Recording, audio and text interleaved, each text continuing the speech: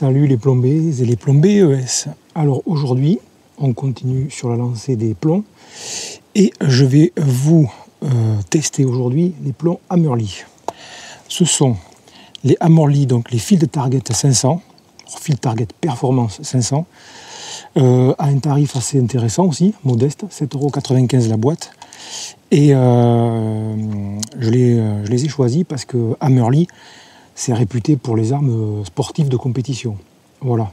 C'est une société initialement qui est suisse, qui date du fin du 19e à peu près, hein, et qui récemment, je crois que c'est début des années 2000, si je dis pas de bêtises, je crois que c'est ça, 2006 il me semble, ça a intégré le groupe Humarex. Est-ce qu'ils ont été rachetés ou est-ce qu'ils ont juste intégré le groupe? Je ne sais pas. À la base, c'est suisse. Alors peut-être que maintenant, c'est allemand. Voilà, groupe Humarex. Alors, je me dis que s'ils font des plombs qui sont ou qui devraient être à la hauteur de leurs armes, parce qu'ils ont quand même une sacrée renommée donc dans ces armes sportives, je me dis que vendre des plombs, allez, on va dire bas de gamme ou moyen de gamme, ça entacherait un petit peu leur réputation. Donc 7,95 € la boîte, pareil sur un site espagnol également. Je pense que ça devrait être intéressant à comparer. Voilà, alors là on va les tester, ils sont en 0,56 g. Et pour les comparer, j'ai trouvé dans mon stock des Field Target aussi en 0,56 g. J'ai fait un réglage sommaire de la carabine là, avec ceci, avec les Field Target. Donc on va voir ce que ça va donner. Je vais commencer par les Hammerly et ensuite je vais attaquer donc les HN, les Field Target Trophy. J'ai trois choses à dire. Alors trois choses. Une, dans la première vidéo que j'avais faite sur la HW98, j'avais parlé d'une pièce métallique ici. Alors en fait c'est pas de série. Je suis tombé en fait sur tout un lot de vidéos où en fait elle était équipée d'une semelle ici, avant le butt pad, avant le pad amortisseur, d'une semelle, on dirait de l'aluminium. Donc non, de série, elle est bien comme ça, et ça a toujours été comme ça. Donc ça, je rectifie, c'est fait. On m'avait demandé de faire un test aussi au niveau sonore. Alors j'en ai fait plusieurs. Le problème, que ce soit aussi bien ma caméra que le téléphone, ou même un dictaphone, le son est tellement compressé qu'en définitive, on ne fait pas la différence entre sans l'embout, avec l'embout et avec le modérateur. Et le modérateur, je l'ai retiré parce qu'en fait, il m'écarte les groupements. Voilà, j'ai de meilleurs groupements avec juste l'embout que le modérateur. Donc on va tirer avec, aujourd'hui, 30 mètres. Voilà, j'ai poussé le bouchon un peu plus loin, Maurice. 30 mètres, on va voir ce que ça donne. Donc on va commencer par les Hammerly. Et avant de prendre mes plombs, je vais lancer là-bas la caméra et mettre la cible en place. Donc voilà, tout est en place. Donc, nos 10 plombs. 3, 5, 6, 7, 8, 9, 10. 3, 3, 3, 1. Alors, j'en ai testé un plomb Hammerly, un seul. Je l'ai testé après avoir réglé la lunette. Donc après les Field Target Trophy HN. C'est pas mal. Deuxième bon point, c'est qu'au niveau qualité, rien à voir avec ceux de la vidéo précédente. Donc les Golden Ball Dome, rien à voir.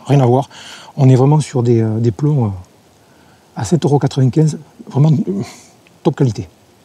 Visuellement, voilà, pas de bavure. Pareil, je les ai inspectés, j'ai regardé, pas de jupe plus ou moins tordue, écrasée. Donc on va voir ça. Donc, lançons le test.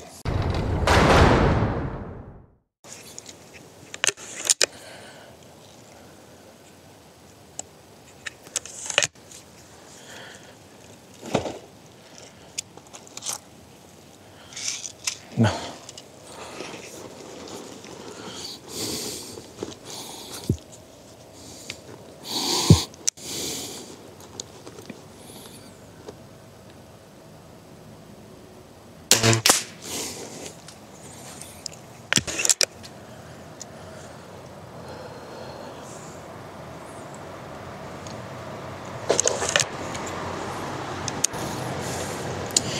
et des plombs qui rentrent légèrement en forçant dans le canon, ça déjà, c'est un bon point, c'est intéressant.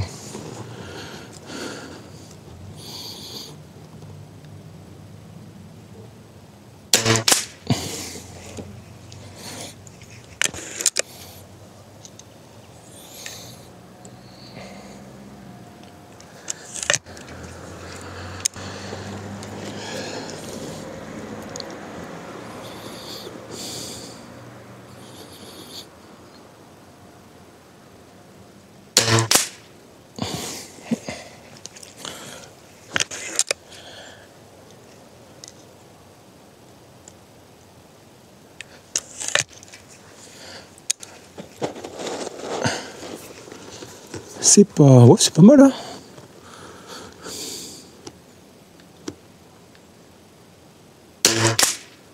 Là, je fais le tour du blanc, là.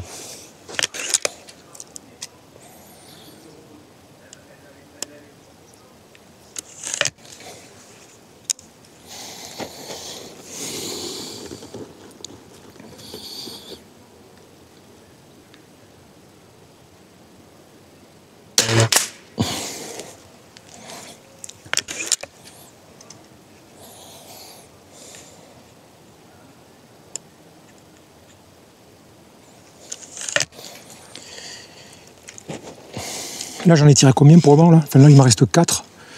Donc ça, c'est le 6e que je tire. Ils sont tous super bien calibrés. Ça rentre nickel. Comme j'aime.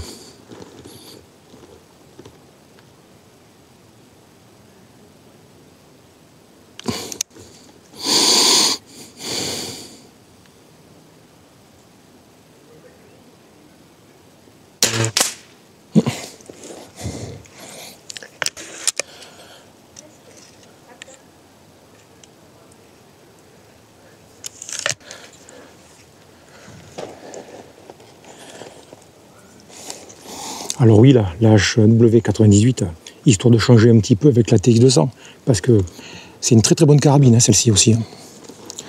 Une excellente carabine. Très précise.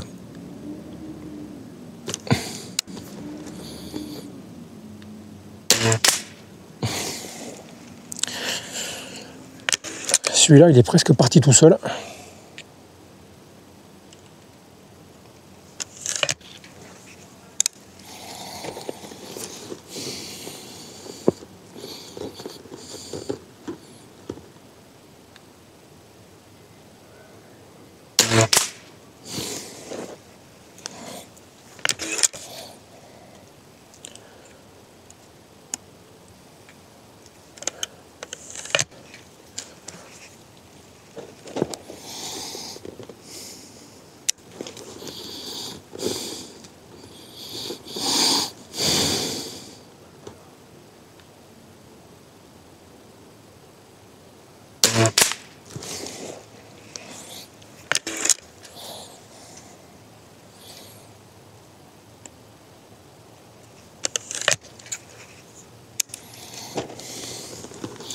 Allez, le dernier pour les Hammerly. Bon, c'est pas mal d'ici quand même.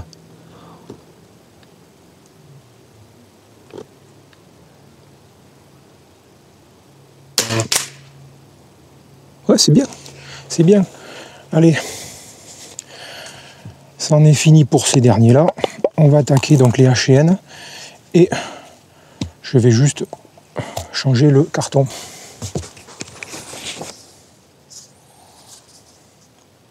Voilà. Bon, pour un premier jet, c'est pas mal. C'est bien. 30 mètres en plus. Avec une break barrel. Qui est somme toute bonne, mais une break barrel quand même. Voilà, 30 mètres. Bon, j'ai pas la concentration des grands jours, mais c'est bien, c'est bien. Je suis content. Allez, on va attaquer donc les Field Target Trophy HN pour faire une comparaison. Et c'est surtout avec eux que j'avais réglé la carabine. 1, 2, 3, 4, 5, 6, 7, 8, 9, 10. Alors je voudrais voir une chose au niveau de leur forme.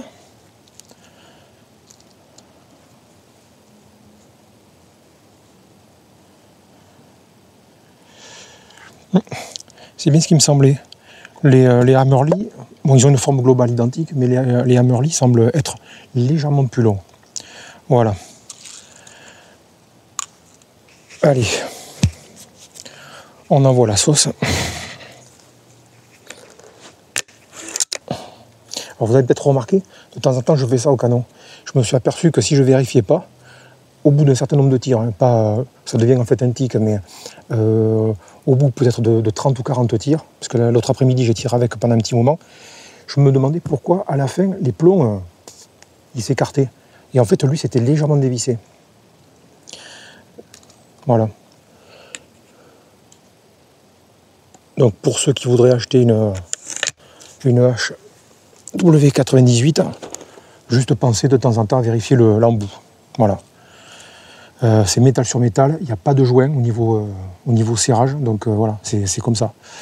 Ouais, mais c'est parti, allez.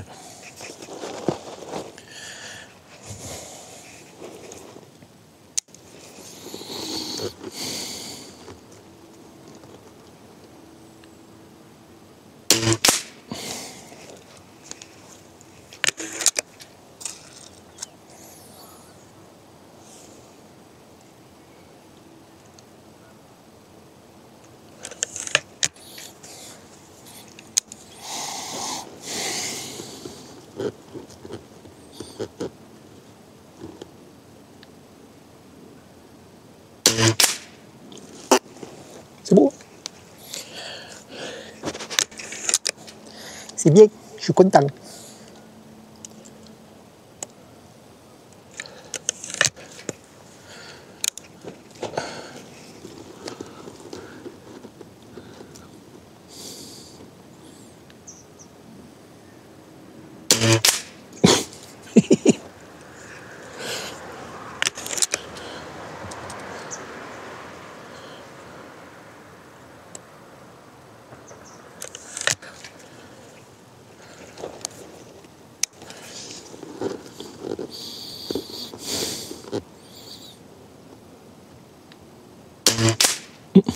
Les H&N Field Target Trophy, je les avais découverts donc il y a très longtemps, du temps où j'avais ma première HW97K.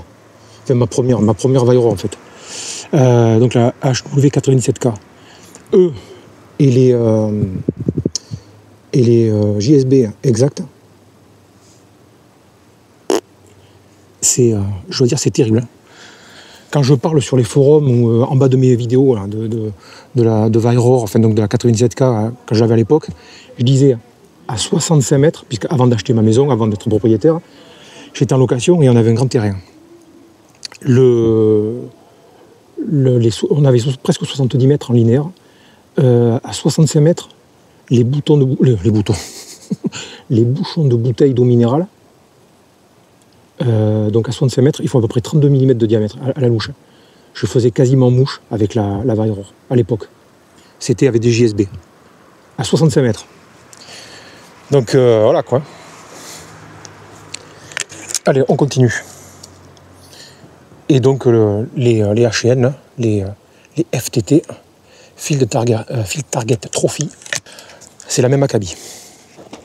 J'avais aussi les Diabolo Field de chez Air Arm, qui sont en fait les mêmes pratiquement, les mêmes que les JSB exacts, qui marchaient très bien. Et j'avais les Super Field aussi de RWS. Voilà, donc s'il y en a parmi vous qui ont une Vario, enfin une HW97K ou KT, ces plombs-là, je vous ai cités, cherchez pas ailleurs. Je pense pas que... Alors la mienne, donc ça fait plus de 10 ans que je l'avais. Enfin, ça remonte il y a beaucoup plus, plus de 10 ans. Donc est-ce que la qualité des canons, est-ce que ça a changé ou pas? Moi je vous parle à l'époque. Je pense pas que ça ait changé, mais voilà. Allez, on continue.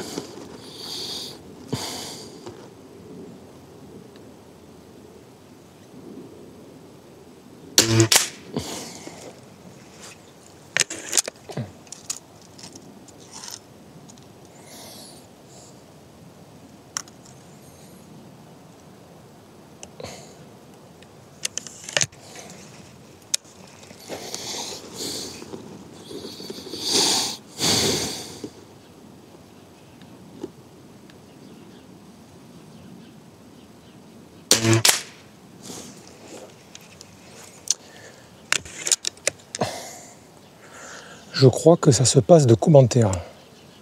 Eh les amis.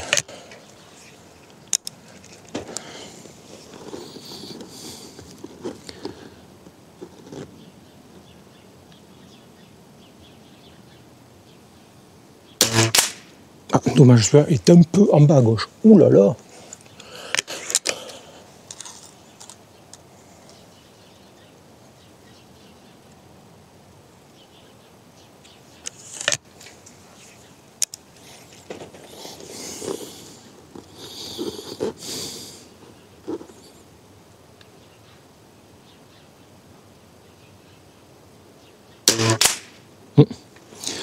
D'où l'intérêt, c'est une chose qu'il faut préciser, d'où l'intérêt d'avoir son arme bien droite.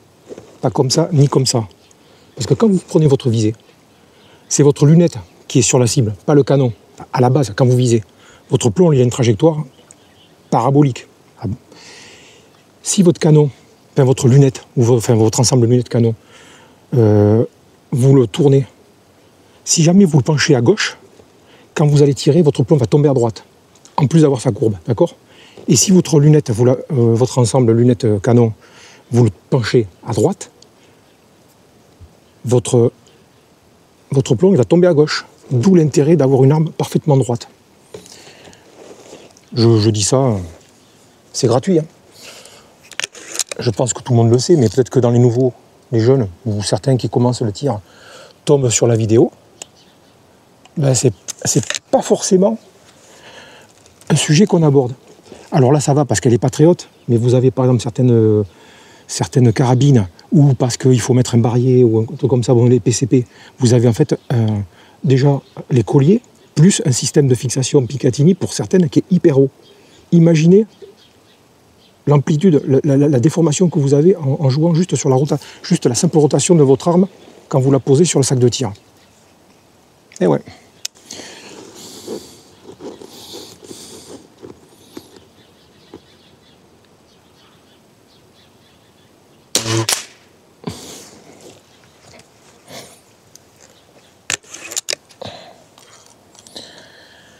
And the last one.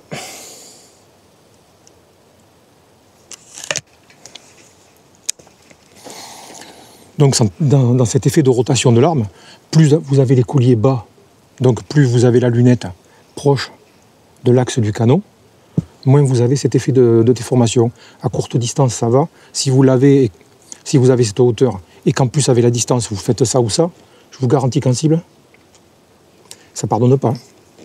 Alors là, c'est gentil, 25, 30, 40 mètres, mais quand vous commencez à taper le 70 mètres, il ne faut pas croire, hein, avec une 20 joules, vous pouvez taper à 100 mètres sans problème.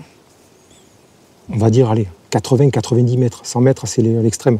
Bien que des CPC en 20 joules, comment il s'appelle, de Armurerie Auxerre, j'ai parlé de Baptiste, il avait fait des tests de la XM1 et de la Haro en PCP, moins de 20 joules, à 100 mètres. Et je ne me demande même pas s'il n'a pas poussé le bouchon, alors lui ou un autre, à 120 mètres. Et c'était presque chirurgical. Donc il ne faut pas sous-estimer une 20 joules. Et c'était du 4-5, c'était pas du 5-5. Ouais, c'est le dernier. Putain. Déjà, je cause.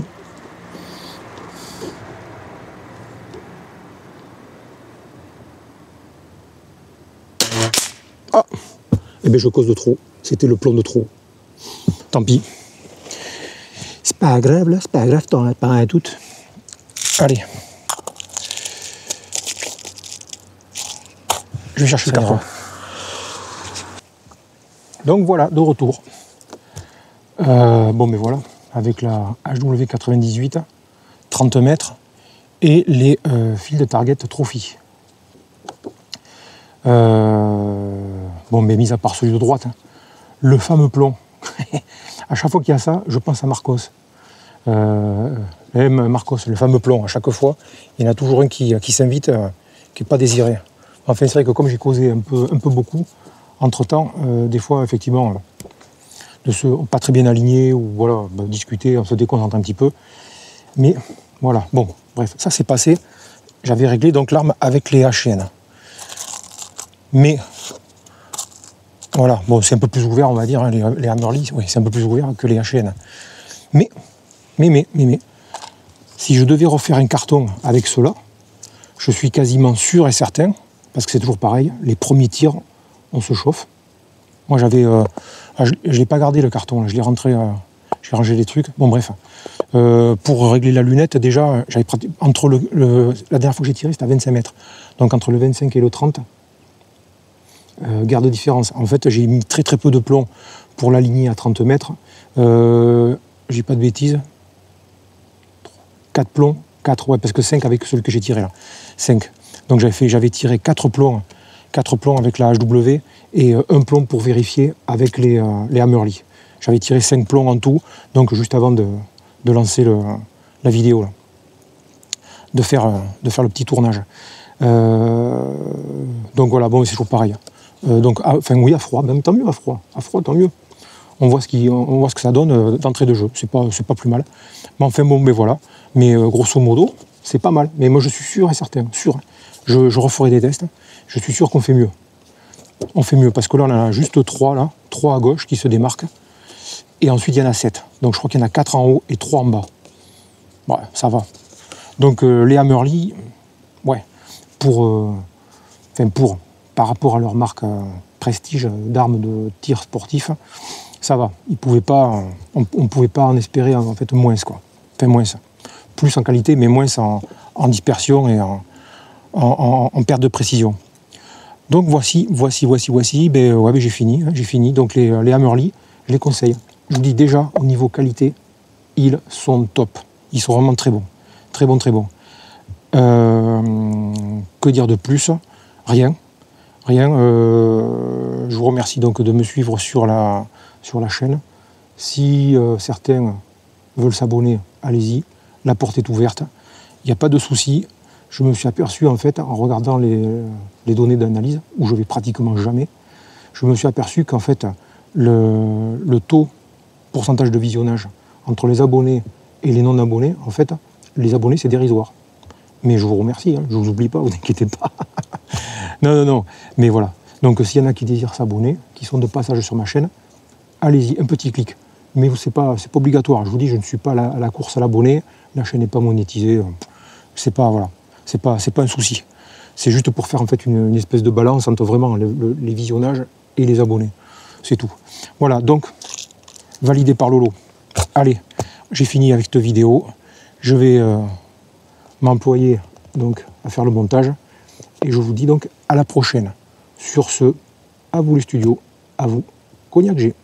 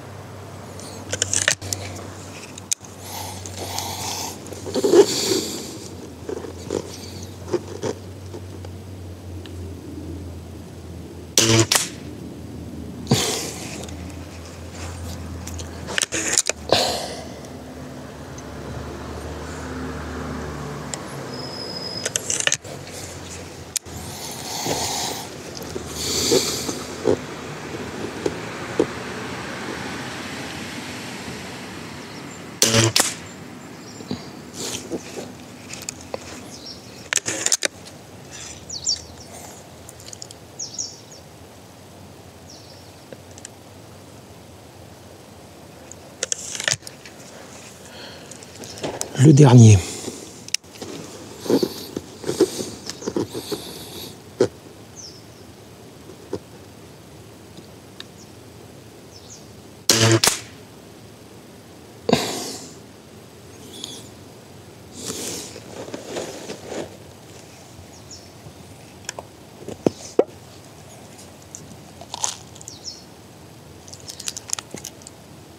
Il me semble que c'est mieux que le premier carton.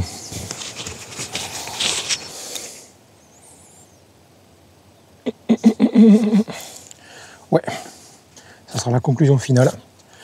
Le deuxième carton est un peu meilleur en termes de groupement. Si je prends les dimensions, là c'est un peu plus. Là le premier carton, c'est un groupement très carré.